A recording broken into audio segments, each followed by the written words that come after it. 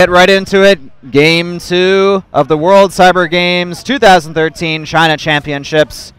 Spawning in the bottom right-hand position as the Canadian Zerg. In the red, it's Hendralisk. And his opponent, who's currently up 1-0, playing a very solid mid to late game macro TVT style. His name is Xenocide, representing EG and America in the blue as the Terran. Indeed.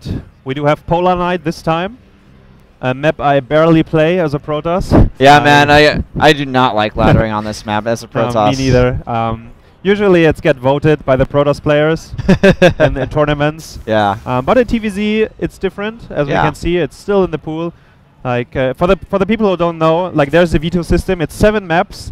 Each player can remove 2 maps, so 3 maps are left for the best of 3, and then you pick the maps one by one before the best of 3 starts, so everyone knows which maps will be played and which how you call it? In which order? In which order, indeed, yeah. So yeah, once again we're going for, or Hendralisk going for 15 hedge. It worked out pretty well last map. There was almost no aggression going on, so yeah. Oh wait, actually. Oh, hold on a second. We got we got a backpedal there because we do have a proxy barracks on the way for Xenocide. He has the one in his main base, so things did look normal, but that second SCV, he's getting a bit aggressive, and Hendralisk did go for the hatchery first. There is an overlord kind of close to the barracks in the middle, but I think he didn't see it, right? No, he didn't see it. He didn't poke he did not.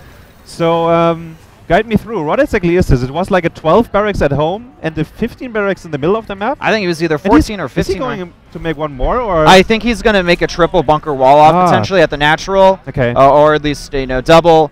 He's sending another SCV out. It's going to be the triple bunker block. I think it's possible on Polar Knight. Yeah, I think if you play some... Sorry if I'm wrong, guys, but I think if you play some perfectly, you may be able to get the triple wall off. I know it works on some other ice maps that we've seen in the past, like Neoplanet S is a famous map for that. But Hendralisk, he already knows what's going on. He's sending out his drones. And, since this isn't a double proxy, it's not going to be as powerful, especially considering Polar Knight's rush distance is pretty far. Hendralisk is already building a spine crawler in his natural. 8 Zerglings on the way as well as some queens, and he's using these drones very aggressively. He wants to make sure that... First bunker, second one, and the third one being pulled as well. I think it's a wall off, and even not, there's just a small gap to get through. First drone is dead, second one as well. But the Zerglings arrived in time, so... Yeah, and there's a lot of Zerglings, so the Marines, they're going to do their best to shutter step, but with the drones, with the Zerglings, this attack is going to be thwarted easily. Yeah, so much Zerg, but most of them were, of course, drones. And by the way, this game, Hendralisk decided not to get the gas after the hedge, so... Which is actually very lucky for him. That helped them quite a lot. Yeah, exactly. So the Zerglings trying to engage the Marines here. Is it enough, is the question here. Good control there by Xenocide, but yeah, the Marines will be able to defend the Zerglings here. Yeah. And that was painful. That was painful because now Hendralisk lost all map control. He has to build drones. And yeah, he gets, I think, additional spine crawler, or maybe he rebuilds the one he cancelled. I think he may, he's rebuilding the one so that really hurts that he lost all those Zerglings. Yeah, I mean, Hendralisk had a beautiful defense against what Xenocide did. I think maybe he lost like a drone or 2, max. Yeah. And Xenocide, I mean, pretty much your only option after you go for the proxy racks is just move into a macro-style game, get a command center, start scouting with your proxy barracks, and, making more Marines. He's got 7. He may try to do a little bit of aggression just to force a few more units out of Hendralisk, but that could be a double-edged sword, and with the spine crawler complete, it's not going to really help out too much. No, he won't be scared of 7 Marines. Of course, he doesn't know how many exactly will stream down the road here, but with the spine crawler, he's safe. The question is, will he build more Zerglings because of that, or will he stick to drones? Because right now, we have 20 drones against 22 SCVs and 2 mules on the field, so... The Terran is having a healthy economy here, even though going for the very early aggressive build. Yeah. And 4 more Zerglings, so yeah. I guess, well... Oh, and he's supply blocked pretty hard, so... Ouch. 36, and he's Look just at the mineral bank for Hendralisk as well. So that's very painful. Yeah, the barracks is scouting everything. Xenocide should be happy about this main base, because there are almost no drones mining. Yeah. There were like 10 drones. So he knows... that the economy isn't that great for the Zerg right now. And Hendralisk, he hasn't even begun to take any of his geysers. He's going to go for the 3rd hatchery, but, I mean, I guess that's a a pretty solid decision here. He's going to forego some tech, just really focus on building up his economy as much as possible. But let's not forget Xenocider. He's building a third command center himself, so his economy is going to be perfectly fine. Yeah, that's true. His bunker is up at the natural. The command center is about to land there, so he will drop the mules and saturate it with some SCVs. Yeah, I actually really like the Marine positioning as well. He has the bunker in case things get dicey, and there's no way there's going to be any type of Zergling run-bys in that scenario. And this barracks is doing an awesome job scouting. As you mentioned, it scouted that there was no gas taken. It scouted the drone count. It scouts the third base. It's still living. It will eventually burn down, but there was some really good scouting by Xenocider. Absolutely. And I think this is also one of the reasons why Xenocider is going into the Hellions and not like going Widow Mines really quickly or going for siege tanks just to be extra safe in a somewhat weird scenario. And hold on a second. Labs, I see Cloak Banshee on the way. He gets Cloak as well. So it's going to be Marine, Hellion, and Banshee harassment here at the third base. And given that he saw that there was no gas taken, he knows speed is delayed by so much. So his Hellions are pretty much unkillable right now for the Zerg, unless he fails his control. He's taking down the Spinecrawler. And yeah, he's just taking straight up the fight here. Yeah, I mean, as long as he gets the Queen with the proper micro, he should get the Queen. Hendralisk realizing this, going for one last inject. This has been an incredibly cost-efficient trade for Xenocider, and he may actually just straight up win the game here, or, It's crazy. Like, this is so cost-efficient, and the Banshee is, I think it's just joining. No, it was another Hellion, but the Banshee should be on the way very soon here. The Queens are damaged, the third base is taking fire, and...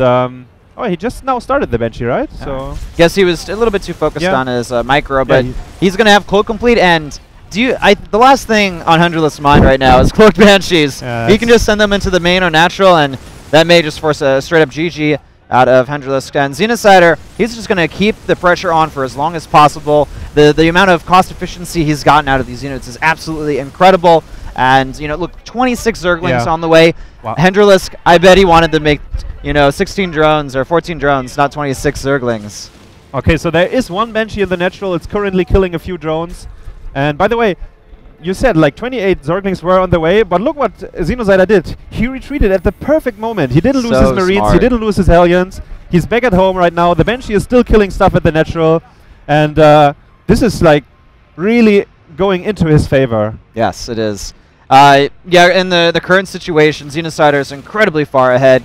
In economy, his opponent is on the defensive. There are some Zerglings out, but the Banshees are providing a pretty solid amount of map control.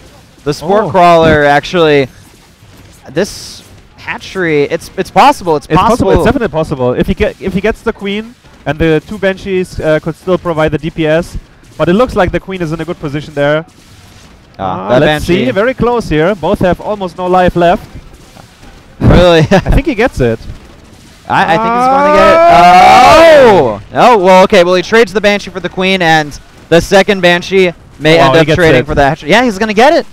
He's two more shots. There we go. The hedge goes down. Wow. So now he's like really far ahead. The third CC is about to land. 1-1 on the way. Stimpack as well. Supply is far ahead as well. About like 20 supply. Everything is going Xenocider's way, even though the proxy racks failed in the beginning. After that, basically, Hendralisk got a little bit overconfident. He wanted to clear out the remaining Marines, and he lost a lot of Zerglings for it because of the Marine positioning next to the Xel'Naga Watchtower. Yep, that's true. Yeah, Widow Mine's on the way. We do see he had to use 2 supply cooldowns. So during all the micro, he was a bit supply blocked. But of course, if you have the energy and you're ahead anyways, you can use it. Hendralisk is trying to get his third hedge up. He does have only 17 Zerglings against 27 Marines, Hellions, and a Banshee. Yeah, without any Roach support or Spawn Crawlers, the Hellions are going to be able to wreak absolute havoc over the space. And I think this may be kind of the last stand for our Canadian Zerg player. The Banelings, no Stimpack. I don't even know if he needs Stimpack. All right, the Zerglings are doing a pretty good job, and the Banshees. Actually, Xenocider, I feel he needed Stimpack, but let's be honest. Look at the supply. Yeah, look at the supply, and look at how many Marines are like already being built, and the Widow Mine's in position. The bunker as well. There's no way of a counterattack. So the worker count as well, 70 to 64 drones. I mean, that was a little bit of a blunder from Xenocider. I think he got a little bit overconfident and was thinking to himself, well, my opponent has nothing. Of course I can just go in there and kill him. He has no Roaches to defend against my Marines and the Hellions, but the lack of the stim, like you mentioned, Hestobs, really has kind of hurt Xenocider a little bit, at least in that fight, but in the end, does it really matter? Yeah, that's true. I think it was almost like completed, because now we do see Combat Shield on the way, and Stimpeg, yeah, I assume it's done. Yeah. So it was probably very close by the timing, so the Banelings just arrived in time. But yeah, 2-2 on the way, the Widow Mine upgrade, and he's pushing out once again to the third base. He gets a very good scan, he knows exactly the army size, he knows no Baneling speed now, so is he going for the attack? He decides to send out 2 Medivacs to drop at the same time, and that's probably a really good call. Yeah. Like, the Zerg will have a hard time to defend his third, and will he be able to defend the drops at the same time? And there's also Widow Mines added into the army mix as well, which are going to help out a lot against the Banelings and the Zerglings. But you know what, Hendralisk, once again, he's able to clear out the army. The real issue, though, is the double medevac drop in the main base. Hendralisk, he needs to bring some units to help defend immediately. That's a lot of bio units. Look at that positioning right in between the layer and the minerals. It's looking good, but the Baneling reinforcements will allow him to clean up. Cute micro there by Xenocider, picking off and dropping one by one to get the Banelings exploded. Once again, very nice pick off and loading. Wow, and he's focusing the Banelings as well. Very good control here. Now I guess it's time to get out. Well, he trades every single Baneling. And the reinforcement. I have to admire Hendralisk's tenacity, but I believe that this is the big push that may end up winning it for Xenocider. 180 supply against only 90. He's trying to get a few more Banelings. But yeah, we do see there's no chance he can defend this anymore. With the stim complete, with combat shields, and the 2-2 almost complete as well. Look at the middle mine positioning, loving it. Unfortunately, they're hitting too many of the overlords. And once again, Hendralisk somehow, some way, defending against the aggression of Xenocider. Well, this Marauder blocks all the Zerglings in the natural. What is this rally? This is pretty funny, like Marines running in, not being controlled. He takes out the third once again. But yeah, I mean, 2-2 is finished for Hendralisk, but just look at the supply. 170 against 80. Maybe there are some units like idling in the main base of Xenocider, because his army doesn't look like a 170 supply army. Maybe yeah, that's true. I mean, he has 42 Marines at this point, but where are the Marines? Is he like really afraid of a counterattack or something? Because I know Hendralisk likes to be active on the map with the Zerglings, but we're simply he can't afford to do that this game. He gets the fusion core now. All right, I see what you want to do, Xenocider. You wanna have some fun, man. And 3 more starports. He scans one again. He's but I like that he's still pushing into the natural here. Yeah, like, he definitely needs to. All right, GG is called.